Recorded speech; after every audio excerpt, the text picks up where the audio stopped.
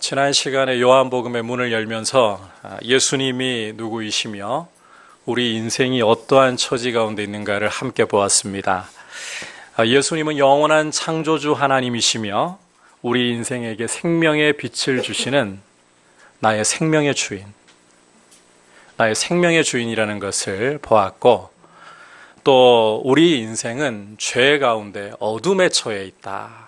이것이 우리의 처지라는 것을 보았습니다. 오늘 말씀은 지난 시간의 내용을 보다 구체적으로 보여주고 있는데, 특별히 빛이신 예수님에 관련해 가지고 중요한 세 가지를 말씀을 하고 있어요. 그 첫 번째는 빛이신 예수님에 대한 사명, 두 번째는 빛이신 예수님에 대한 사람들의 반응, 그리고 마지막 세 번째는 빛을 믿는 사람에게 주시는 축복, 이렇게 세 가지를 보여주고 있습니다. 우리가 이 세 가지를 차례로 살펴보면서 주시는 메시지를 귀 기울이려고 합니다. 자, 먼저 첫 번째로 빛이신 예수님께 대한 사명을 보겠습니다. 우리 6절, 7절 다시 한번 읽겠습니다. 시작. 하나님께로부터 보내심을 받은 사람이 있으니 그의 이름은 요한이라. 그가 증언하러 왔으니 곧 빛에 대하여 증언하고 모든 사람이 자기로 말미암아 믿게 하려 함이라. 자, 방금 읽은 말씀에서 요한이라는 사람 소개를 하고 있는데, 이 사람은 요한복음을 기록한 사도 요한이 아니고 세례 요한입니다. 말씀에서 보다시피 이 사람은 하나님께 보내심을 받은 사람이고, 그가 보내심을 받은 목적이 빛에 대해 증언하고 그로 말미암아서 빛을 믿게 하는 데 있다라고 소개가 되고 있습니다. 우리가 요한복음을 시작하면서 기록 목적부터 살펴보았잖아요. 요한복음의 기록 목적 기억하십니까? 예수께서 하나님의 아들 그리스도이심을 믿고 그 이름을 힘입어 생명을 얻게 하는 데 있다라고 하는 것 기억하시죠?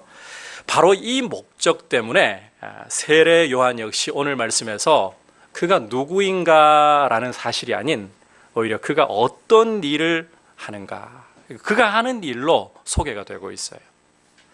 빛을 증언하는 사람으로 소개가 되고 있어요. 그리고 8절에서는 그가 참 빛이 아니라 이 빛을 증언하러 온 사람일 뿐이라고 재차 강조가 되고 있습니다.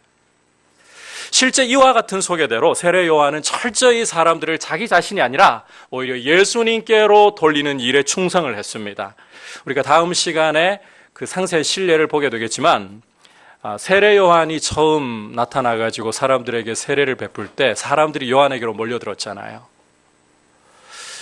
이런 소문을 듣고 유대인 공회가, 산헤드린이라는 공회가 조사위원들을 요한에게 파견을 해가지고 너는 누구냐라고 질문을 던집니다. 그때 이 요한은 자기가 그리스도가 아니라, 나는 그리스도가 아니라, 나는 내 뒤에 오시는 분의 신발끈을 풀기도 감당할 수 없는 사람일 뿐이다 라고 밝히 말하는 것을 볼 수가 있습니다. 그만큼 세례 요한은 자기를 드러내지 않고 오직 예수님께로 사람들의 시선을 끌어가는, 다시 말해서 자신의 사명이 무엇인가를 분명하게 인식하고 그 사명에 충성했던 사람이라는 겁니다. 우리가 이와 같은 세례 요한에 대한 소개를 보면서 우리 자신들에게 다음과 같은 질문을 좀 던져야 합니다. 한번 따라 합시다. 나는 무엇을 위해 살고 있는가? 여러분은 무엇을 위해 살고 계십니까? 여러분은 왜 이 땅에 태어났고, 왜 하나님이 여러분에게 생명을 주셨고, 따라서 무엇을 위해 살아가는 것이 저와 여러분의 삶이어야 합니까? 저는 사도 바울이 밀레도에서 에베소 교회 목회자들을 불러 모아서 전한 고별 설교의 내용을 잊을 수가 없습니다. 그는 그 설교 가운데 자신이 달려가는 길을, 자신의 사명을 분명하게 기억하고 그것을 선언하고 있어요. 사실 사도 바울의 이 사명의 길에는 결박과 환난이 기다리고 있다고 성령께서 미리 증언을 해주셨습니다. 하지만 사도 바울은 그 환난과 결박이 자신을 가로막고 있다고 해서 머뭇거리지 않습니다. 사명의 길로 자신을 던져서 다름질하는 모습을 분명하게 보여주고 있습니다. 우리 사도행전 20장 22절부터 24절까지 해서 사도 바울이 어떠한 모습으로 사명을 감당했는가 같이 읽어보겠습니다. 시작. 보라, 이제 나는 성령에 매여 예루살렘으로 가는데 거기서 무슨 일을 당할는지 알지 못하노라. 오직 성령이 각 성에서 내게 증언하여 결박과 환난이 나를 기다린다 하시나 내가 달려갈 길과 주 예수께 받은 사명 곧 하나님의 은혜의 복음을 증언하는 일을 마치려 하면은 나의 생명조차 조금도 귀한 것으로 여기지 아니하노라. 사도 바울은 자신의 사명을, 주 예수께 받은 사명을 감당하는 일을 위해서는 자기의 생명조차도 조금 더 귀하게 여기지 않는다라고 고백을 했습니다. 하나님의 은혜의 복음 전하는 일을 마치는 일을 하기 위해서 이 사명의 길이 환난과 결박이 기다리고 있다 할지라도 나는 이 길로 달려가겠다라고 선언을 했고 그 사명대로 충성을 했습니다. 여러분, 이게 정말 멋있는 사람 아니겠습니까? 여러분, 어떤 사람이 멋있습니까? 어떤 사람이 부럽습니까? 자신이 가야 할 길을 알고 있고 자신의 사명을 따라서 살아갈 줄 아는 사람이야말로 정말 멋있는 사람입니다. 저는 우리 성도님들이 이와 같은 분들이 되시기를 주의 이름으로 축복합니다. 여러분, 세례 요한에게서 보는 것처럼 그리고 사도 바울에게서 보는 것처럼 우리도 그리스도인으로서 이 땅 가운데서 무엇을 위해 살아가야 할 것인가? 우리의 사명은 바로 우리의 삶을 통해서 우리의 하는 일을 통해서 예수 그리스도를 나타내고 그분에게로 시선을 돌리게 하는 데 있는 줄 믿습니다. 무엇을 먹고 마실까, 무엇을 입을까 염려하지 마십시오. 우리가 정말 염려해야 할 것은 내 삶을 통해 예수 그리스도께서 전부가 되시고 있는가. 그분이 기뻐하시는 뜻이라면 내가 좋아했던 것들도 나는 내려놓을 수 있고 그 길 따라 주님만 나타내며 가고 싶습니다. 이 결단으로 다시 주님 앞에 일어서서 주님의 도우심을 구하고 있는가. 여러분, 이와 같은 정말 이게 멋있는 이런 걸 부러워하셔야 돼요. 이런 삶을 주님 앞에 드릴 수 있기를 주의 이름으로 축복합니다. 이것이 빛에 대한 도리입니다. 이제 두 번째로 빛이신 예수님에 대한 사람들의 두 가지 반응을 또 이어서 보도록 하겠습니다. 9절 함께 읽겠습니다. 시작. 참빛 곧 세상에 와서 각 사람에게 비추는 빛이 있었나니. 이제 사도 요한은 본격적으로 참 빛이 되시는 예수님에 대해 설명하기 시작합니다. 태초부터 계시며 하나님과 함께 계시며 하나님이신 말씀이신 예수님이 세상에 참 빛으로 오셨고, 그리고 이 표현 굉장히 중요해요. 각 사람에게 그 빛을 비추신다라고 사도 요한은 선언을 하고 있습니다. 요한의 설명대로 예수님은 영원하시며 지극히 높으신 하나님이시지만 우리에게서 멀리 떨어져 계시지 않습니다. 아니, 오히려 예수님은 죄와 어둠 속에 있는 세상 가운데, 우리 가운데 참 빛으로 오셨고 그 빛을 우리에게 비추어 주고 계십니다. 게다가 예수님은 강조한 대로 각 사람을 비추는 빛이 되시고 한 사람이라도 실수로 빠뜨리시는 법이 없으십니다. 문자 그대로 예수님은 모든 사람을, 그리고 각 사람을 비추는 생명의 빛이 되십니다. 따라서 우리는 누구라도 주님이 왜 나에게는 빛을 비추지 않으시는가 불평하거나 변명을 따로 늘어놓을 수가 없습니다. 주목할 것은 이처럼 각 사람에게, 모든 사람에게 생명의 빛을 비추시는 주님께 대해 사람들은 두 가지 반응을 보인다는 거예요. 첫 번째는 무지와 거부의 반응을 보입니다. 우리 함께 10절과 11절 보겠습니다. 시작.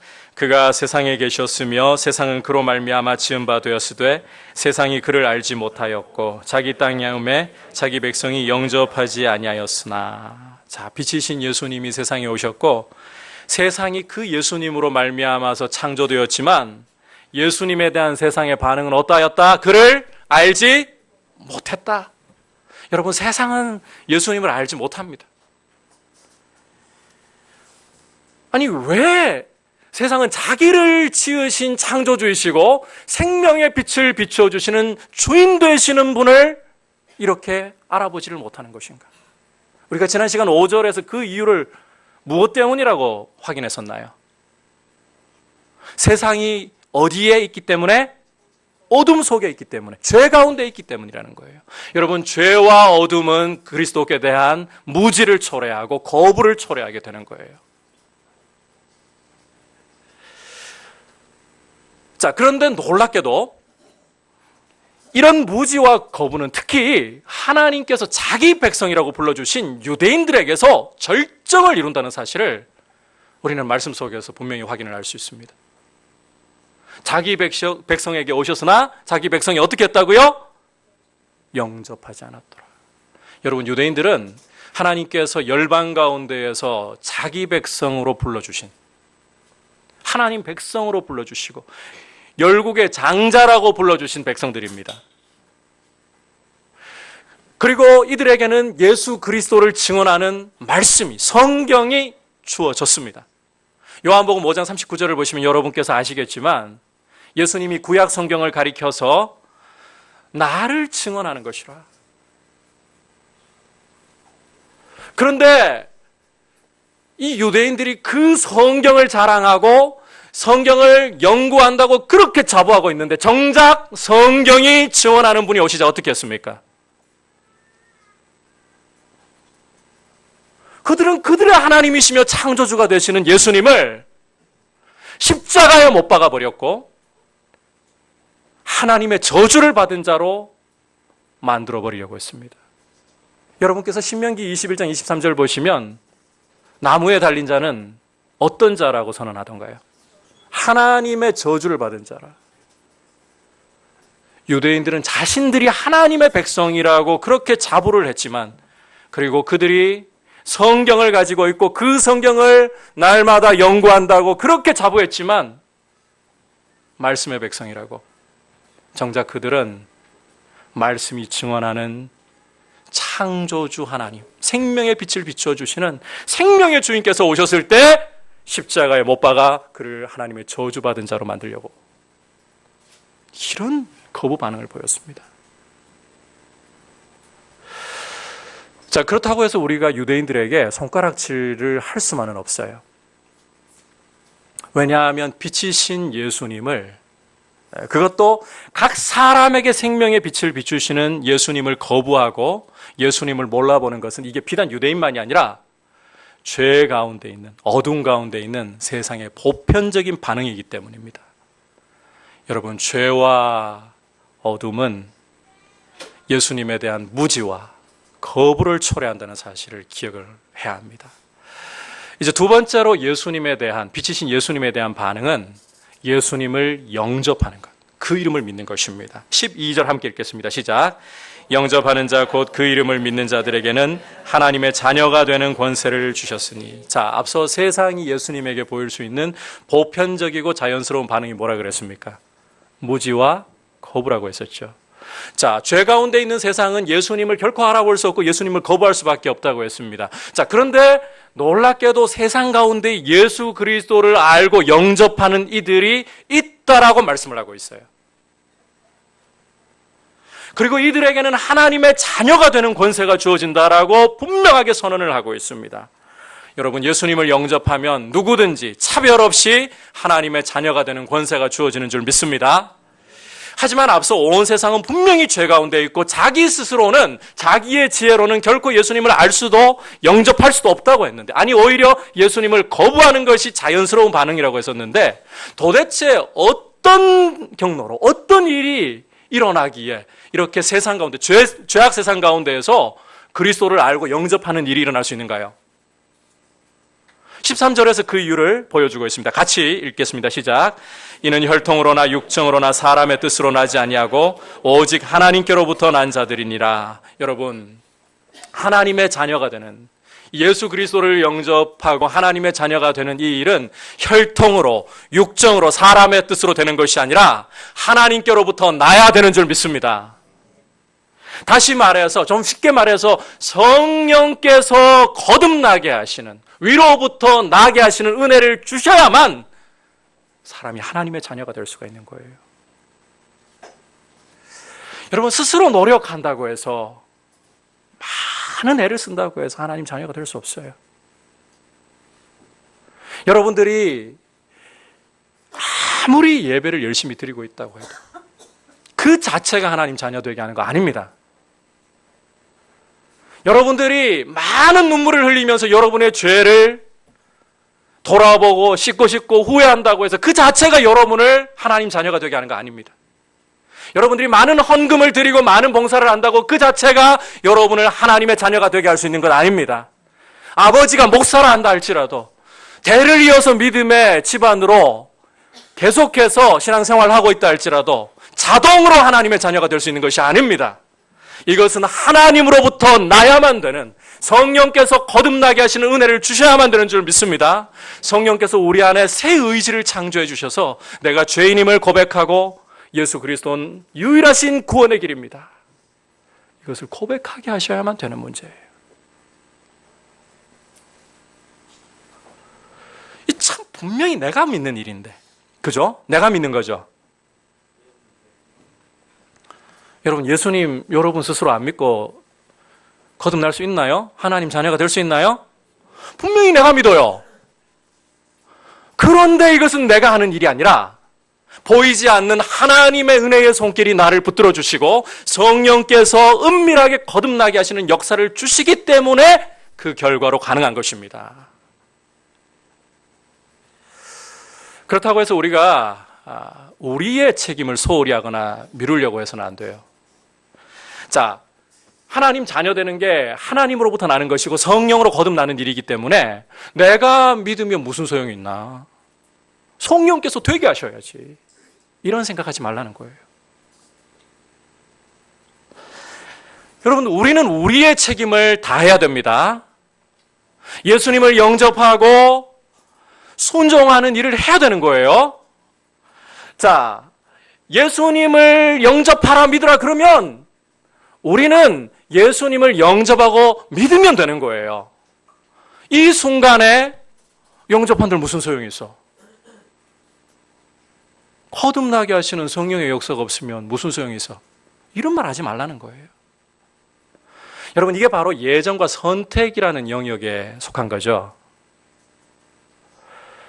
이 예정과 선택이라는 것은 우리의 이해를 초월하는 신비입니다. 그래서 함부로 여러분께서 이걸 가지고 휘두르시면 안 돼요. 중요한 것은 예정과 선택이 우리의 책임을 배제시키지 않는다는 거예요.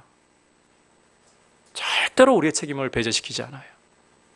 그리고 이 예정과 선택을 우리가 바르게 사용하는 것은 우리가 얻은 구원을 돌아보면서 내가 믿은 줄 알았는데 돌아보니 내가 믿은 것이 아니라 성령님이 내게 오셔서 나의 의지를 새롭게 창조해 주시고 거듭나게 하시는 역사를 주셨기 때문이구나. 이 예정과 선택은 나를 무한히 겸손하게 만들고 내 모든 구원의 은혜가 하나님께 있음을 철저히 고백하는데 용도가 있습니다. 여러분, 이 점을 꼭 기억을 하시고 이 예정과 선택을 이해를 하셔야 되는 거예요. 그래서 예정과 선택은 우리의 책임을 배제시키지 않아요. 성경은 우리 순종에 대한 책임을 배제시키지 않습니다. 순종하라고 하시면 순종하시기를 바랍니다. 믿으라고 하시면 믿으시면 되는 겁니다. 그러면 구원을 얻게 되는 줄 믿습니다. 하나님의 자녀가 되는 것입니다. 한번 따라 합시다. 주님이 말씀하시면 순종하겠습니다. 여러분, 주님 앞에 어떤 반응 보이시겠습니까? 예수 그리스도는 우리의 영원하신 하나님이시며 창조주시며 우리 각 사람에게 생명의 빛을 비추어 주시는 주인이십니다. 이 주님 앞에 믿음으로 순종을 드릴 수 있기를 축복합니다. 이 자리에 아직까지 예수 그리스도를 알지 못하고 교회는 출입하고 있지만 그냥 교회 출입하는 게 내 아버지 목사님이니까, 내 아버지가 교회를 세운 분이니까. 아니에요. 오직 예수 그리스도를 영접할 때만 하나님의 자녀가 되는 줄 믿습니다. 이 말씀 앞에 순종으로 그리스도를 영접하고 하나님의 자녀가 되는 축복을 누리시길 원합니다. 자, 이제 마지막으로 이렇게 하나님의 자녀가 되는 믿는 성도에게 주시는 축복이 무엇이냐? 자, 빛을 믿는 사람에게 주시는 축복이 무엇이냐? 이제 이어지는 말씀은 예수님을 영접하고 하나님의 자녀가 된 사람에게 예수님이, 빛이신 예수님이 하시는 일을 설명하고 보여주는 말씀들입니다. 이걸 다르게 말하자면 교회가 예수님 때문에 누리게 되는 축복이 무엇인가를 보여준다는 거예요. 자, 우리가 14절, 15절은 좀 건너뛰고 16절 이어서 말씀 함께 읽어보도록 하겠습니다. 시작. 말씀이 육신이 되어 우리 가운데 거하심에 우리가 그의 영광을 보니 아버지의 독생자의 영광이요 은혜와 진리가 충만하더라. 우리가 다 그의 충만한 데서 받으니 은혜 위에 은혜로라. 15절은 괄호 쳐져 있다고 보시면 이해가 빠르실 거예요. 자, 방금 읽은 말씀에서 말씀이 육신이 되어 우리 가운데 거하셨다. 이것은 예수님이 우리와 동일한 사람이 되어서, 여러분, 완전한 하나님이시지만 동시에 완전한 사람이 되어서 우리와 똑같은 사람이 되어서 우리 가운데 오셨다는 뜻이죠. 참고로 우리 가운데 오셨다는 말을 원어로 보면 한번 따라 합시다. 우리 가운데 장막을 펴셨다. 장막을 펴셨다. 이 무슨 말인가 하면 예수님이 구약 성막 또는 성전에 실체가 되신다는 이야기를 하고 있는 겁니다. 여러분, 구약을 읽으면서 성막과 성전에 대해서 읽어보셨죠?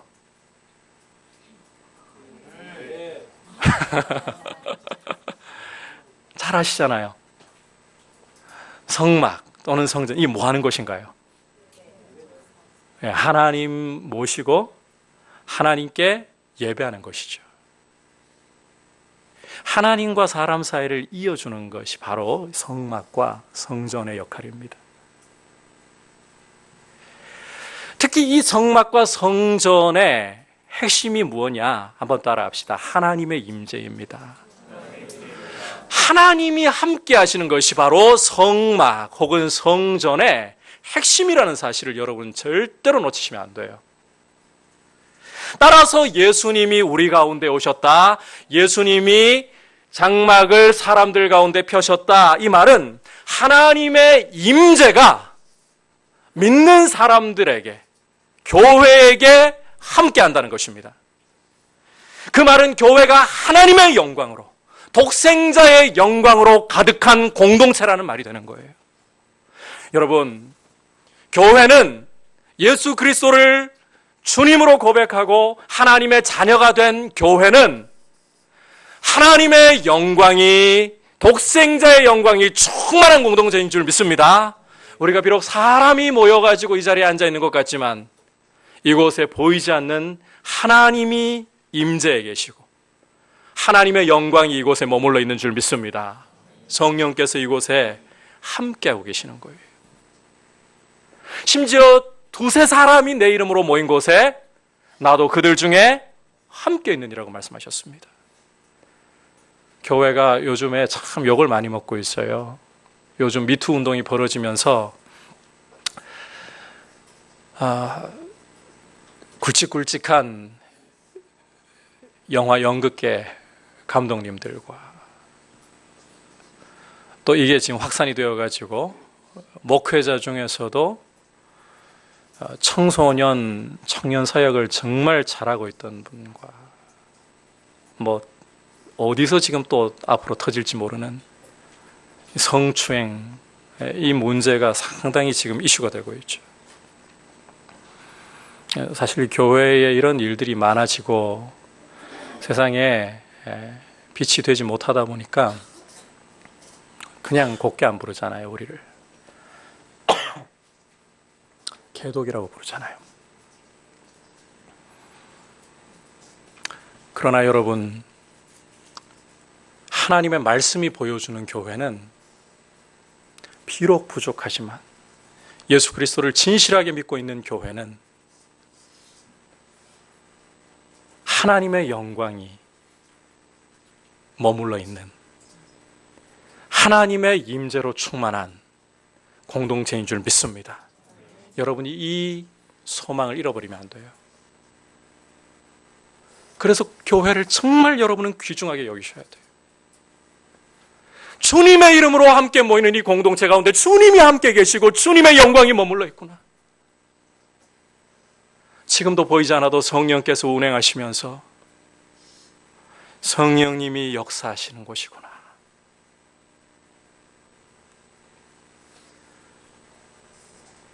게다가 여러분, 교회 가운데 계시는 하나님이신 예수님은 은혜와 진리가 충만한 분이라고 오늘 말씀을 하고 있어요. 따라서 교회가 주님의 백성이 되었다면, 주의 피로 거듭난 공동체가 되었다면 이 충만한 주님께로부터, 은혜와 진리가 충만하신 분께로부터 어떤 선물을 당연히 받겠습니까? 은혜와 진리라는 선물을 받는 줄 믿습니다. 여러분, 교회는 주님께로부터 은혜와 진리를 공급받아요. 선물로서 받아요. 참고로 요한은 주님이 이 선물을 주시는 원리를 한번 따라합시다. 은혜 위에 은혜로라. 그냥 주님은 은혜를, 우리에게 진리를 물방울 한 방울 떨어뜨리시듯이 그렇게 똑똑 이렇게 떨어뜨리시는 분이 아니에요. 은혜 위에 은혜라라, 차고 넘치도록 부어주신다는 것입니다. 여러분, 주님이 여러분에게 은혜와 진리를 넘치도록 부어주시는 줄 믿습니다. 여기에서 우리가 잠깐 질문을 하나 좀 던져볼 필요가 있어요. 이 은혜와 진리가 믿는 성도에게 정말 소중하고 중요한 축복이거든요. 왜 이 은혜와 진리가 그렇게 소중한 축복이 되는가?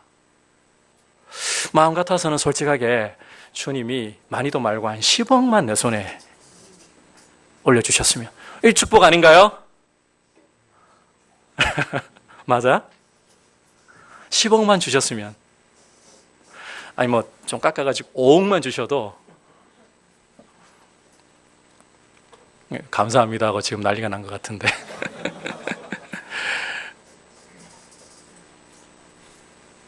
여러분들이 바라는 성공이 이루어지는 것, 이런 것이 축복 아닙니까?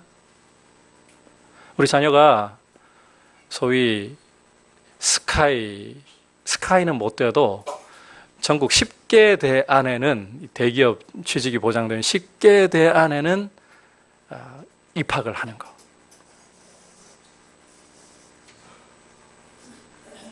내가 하고 있는 사업이, 내 계획이 내가 바라던 대로 물질의 복을 받으면서 성공하는 것.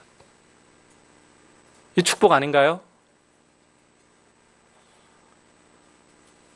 우리 젊은이들은 돈은 아직까지 젊음이 있고 힘이 있으니까 정말 내 인생의 배우자, 이런 게 축복 아닌가요? 그런데 여러분, 우리 인생이 진정한 행복을 누리는 것이 무엇인가를 제대로 좀 생각을 해봐야 돼요. 세상은 죄 가운데 있고 하나님의 진노 아래 있습니다. 이게 세상에 대한 성경의 진단이라고 있잖아요. 이런 죄 가운데서 하나님의 진노 아래서 있는 죄인에게 무엇이 진정한 행복일까요? 그것은 바로 죄에서 벗어나고 하나님의 자녀가 되고 하나님의 자녀로서 영광스럽게 주님을 닮아가는 삶을 살아가는 것입니다. 여러분, 이게 진짜 축복이고 행복인 줄 믿습니다.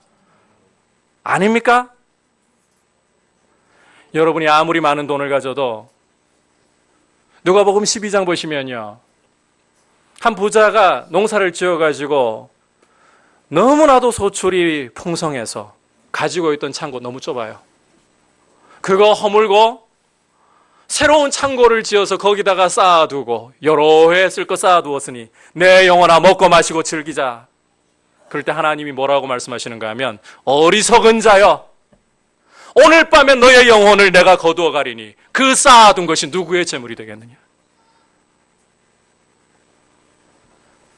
우리 인생의 진정한 행복은 죄로부터 벗어나 하나님과의 사귐 속에 들어가고, 이 흙덩이에 지나지 않고 죄로 일그러져 있던 이 모습이 이제는 존귀하신 아버지의 형상을 닮아가고 그리스도의 형상을 닮아가는 것.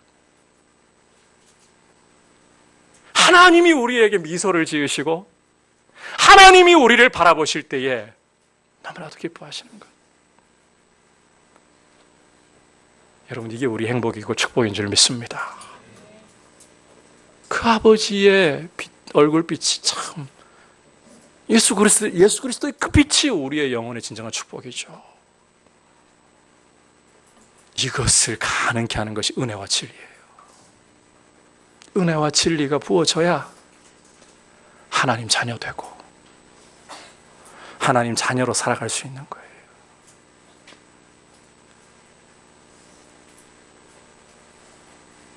우리는 이 교회는 그 영광의 주님이 임재해 계시면서 그 은혜를 부어주시는 귀한 공동체인 줄 믿습니다. 그래서 교회 안에서 함께 주님을 예배하고 주님 닮아가는 게 얼마나 큰 축복인지 몰라요. 은혜와 진리가 충만하게 부어지는 그것이 예배이고 그것이 성도의 교제이고 그런 교회 세워가야 되는 거예요. 마지막으로 이어지고 있는 말씀은 다시 한번 이 진정한 우리 영혼의 축복인 이 선물이 누구에게서부터 오는가, 선물을 주시는 근원이 되시는 분을 강조해주고 있습니다. 우리 17절 18절 함께 읽겠습니다. 시작. 율법은 모세로 말미암아 주어진 것이요 은혜와 진리는 예수 그리스도로 말미암아 온 것이라. 본래 하나님을 본 사람이 없으되 아버지 품속에 있는 독생하신 하나님이 나타내셨느니라. 자, 사도 요한은 이 말씀에서 대조를 통해서 성도가 누리는 진정한 축복의 근원이 되시는 분 예수 그리스도를 정말 강조하고 있습니다. 요한은 이 은혜와 진리를 율법과 대조시키고 있고 또 모세를 예수 그리스도와 대조를 시키고 있습니다.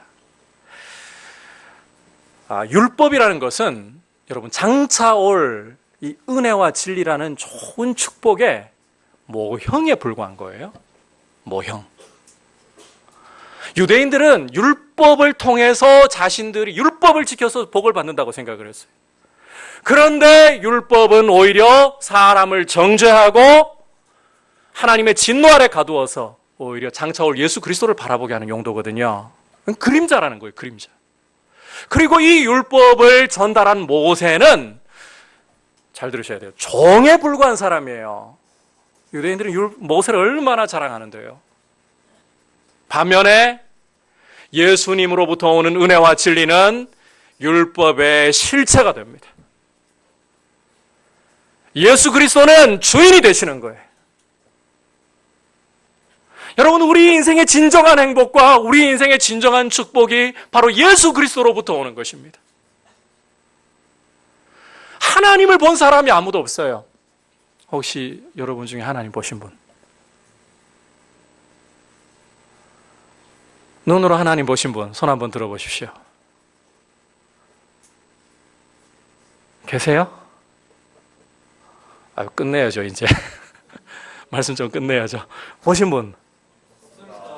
없죠. 저도 어릴 때는 참 하나님 눈으로 보고 싶고 귀로 하나님 음성을 직접 듣고 싶더라고요. 못 봤어요. 그런데 하나님이 나타나셨어요. 충만한 영광 나타내 보이셨어요. 누구를 통해? 그 아버지 품 안에 있던 독생하신 하나님 예수 그리스도를 통해. 여러분, 예수 그리스도가 그래서 이 은혜와 진리마저도 그리스도께로부터 오기 때문에 진정한 축복은 예수 그리스도 그 자체인 줄 믿습니다. 우리의 신앙이 예수 그리스도가 전부가 되어야 돼요. 신앙생활을 할수록 점점 나는 사라지고 그리스도께서 전부인 모습. 내 심장이 고동치는 것도 내가 운동 열심히 하고 좋은 거 먹어서 심장이 잘 뛰고 있는 것이 아니라 예수께서 나의 생명의 주인이시고 그 예수의 사랑 때문에 내 심장이 고동치고 내가 오직 예수 그리스도로 내 인생이 매여서 그분만 바라보고 살아갈 수 있다면, 이런 열정이 여러분과 저와 우리 한국교회를 휘감기를 간절히 사모합니다. 이것이 신앙입니다. 이것이 교회입니다. 이런 교회를 함께 이루어갈 수 있길 축복합니다. 오늘 빛을 증언하는 세례 요한을 통해서 빛이신 예수님에 대한 사명, 우리의 도리, 그리고 빛에 대한 사람들의 반응과 빛을 영접한 이들에게 주시는 축복이 무엇인가를 보았습니다.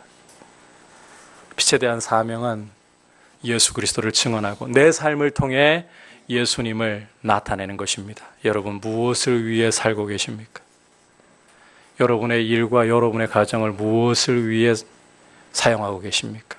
헛된 일을 하면서 인생 허비하지 마시기를 바랍니다. 그리고 예수님에 대한 반응은 두 가지라 했어요. 무지와 거부, 혹은 그분을 영접하는 것입니다. 그리스도를 영접하기를 바랍니다. 그리고 영접하는 이에게 주시는 축복은, 가장 귀한 축복은 은혜와 진리, 그리고 뿌리로 들어가 보면 예수 그리스도 자신이 바로 우리의 축복 그 자체이십니다.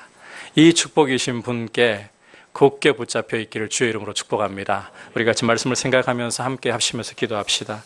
주님,